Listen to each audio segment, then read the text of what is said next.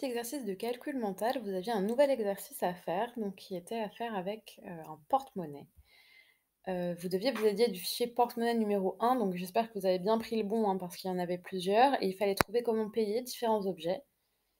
La petite astuce, c'était que vous ne pouviez utiliser que l'argent qui est présent dans le porte-monnaie. En l'occurrence, par exemple, il n'y a pas de billet de 10 euros, donc vous ne pouviez pas me dire que vous payez avec un billet de 10 euros. Je vous avais demandé d'acheter un sac en or à 116 euros et des feux d'artifice à 273 euros. Alors, l'un après l'autre, hein, pas les 2 en même temps. Donc on va commencer par, notre cartable en or massif, 116 euros. Ça fait cher le cartable. Alors, vous aviez tout ça, il fallait trouver comment faire 116. Donc il fallait regarder les billets, hein. Le premier était assez simple, 100, je vais prendre un billet de 100, hein, tout simplement. Il me reste 16 euros à faire, donc comme je l'ai dit, je n'ai pas de billet de 10. Par contre, j'ai 2 billets de 5. Ça fait 10, ça fonctionne. Il me reste 6 euros à faire. J'ai de la chance, je vais prendre toutes les pièces qui sont à ma disposition dans le porte-monnaie, hein, 2 plus 2 plus 1, ça fait 6.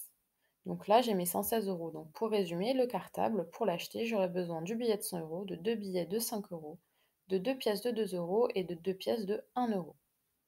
Maintenant, pour les feux d'artifice qui coûtaient 273 euros, je vais prendre le même, porte-monnaie, hein, il y en avait qu'un et je vais utiliser la même technique. Je vais regarder déjà ce que j'ai et je vais chercher comment faire 273 euros. 200 euros, c'est plutôt simple. J'ai 2 billets de 100 donc je vais les prendre, hein. Je vais pas chercher à me casser la tête. Ensuite, il faut que je fasse 73 euros. Donc là, pour faire 70, vous avez un billet de 50 qui a l'air intéressant. 2 billets de 5, ce serait pas mal, ça nous ferait 60, mais il nous manquerait encore 10 et là, j'aurais pas assez.